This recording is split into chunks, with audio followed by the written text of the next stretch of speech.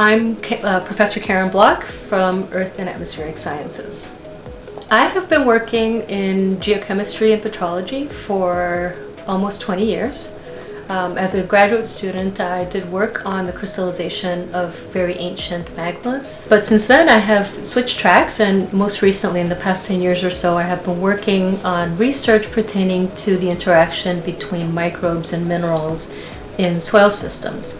And I'm interested in that work because it's very important for understanding how carbon cycles in soils, and therefore has some important implications for agriculture and for climate change. By looking at the type of biomass that accumulates on minerals and how that biomass is vulnerable to becoming destabilized with a warming climate, the work that I do helps to constrain climate models in making predictions of how soils will react to that change that is upcoming.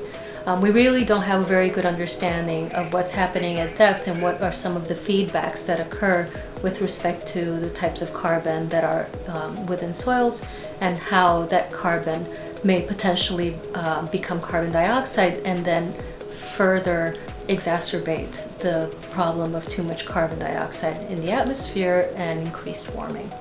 3 fun facts, let's see. I've always wanted to do a proper cartwheel, and I have never been able to do it, and I would still like to learn how to do one. Another fun fact, every day I draw a Pokemon to put in a note inside my daughter's lunchbox. She is 9 years old, and she really likes Pokemon, and so I have learned to draw many, many different kinds of Pokemon over the years. And another fun fact is that I like to go to rock shows. I go see bands at various venues in New York City with my friends and my family. One time I went to see a show and I ran into one of my colleagues not that long ago. So every once in a while you're surprised and you see someone completely out of context. Let's see. I really love my giant calcite crystal.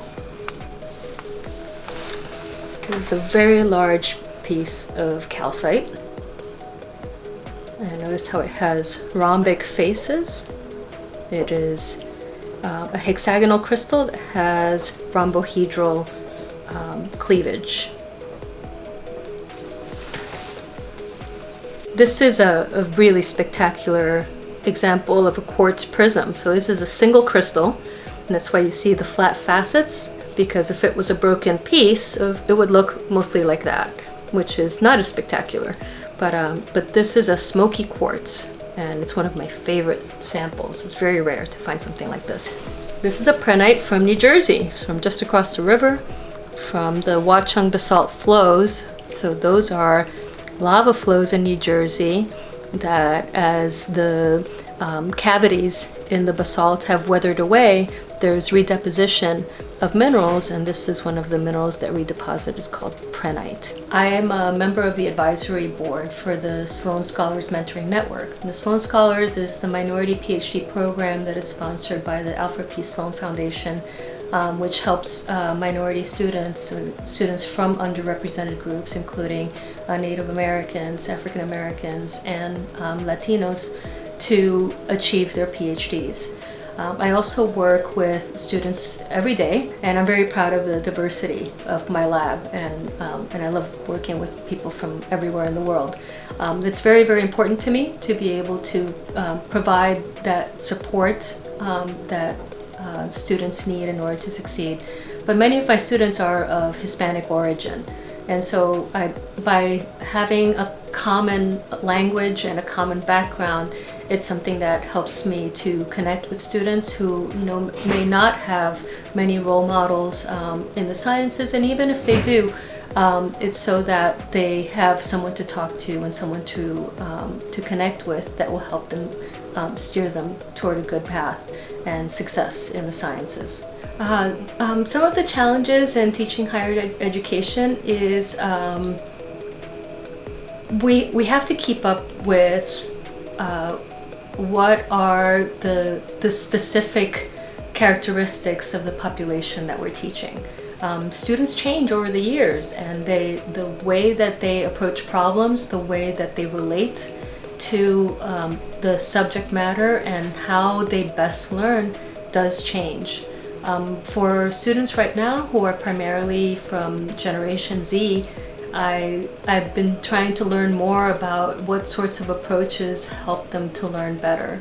I understand that Generation Z loves peer learning, and they don't shy away from difficult problems, which makes me very hopeful for the future. I think that Generation Z and millennials are amazing, and I'm very, very encouraged by the kind of ambition that I see from these students. I have been someone who has suffered from imposter syndrome. That's something that afflicts a lot of people from underrepresented groups, especially women and minorities. And that's the idea that even though one has achieved a high degree of success, that we feel that we don't belong in a particular place, for example, in the academy. It's something that is really pervasive among us, and something that we continually fight. And so I try to talk about it openly so that students who feel that maybe they will never belong in the academy understand that this is something that's very common, and they can begin to speak about their fears and know that they are not alone. I think that was one of my biggest challenges, but frankly, my biggest challenge in achieving success in the academy was with time management.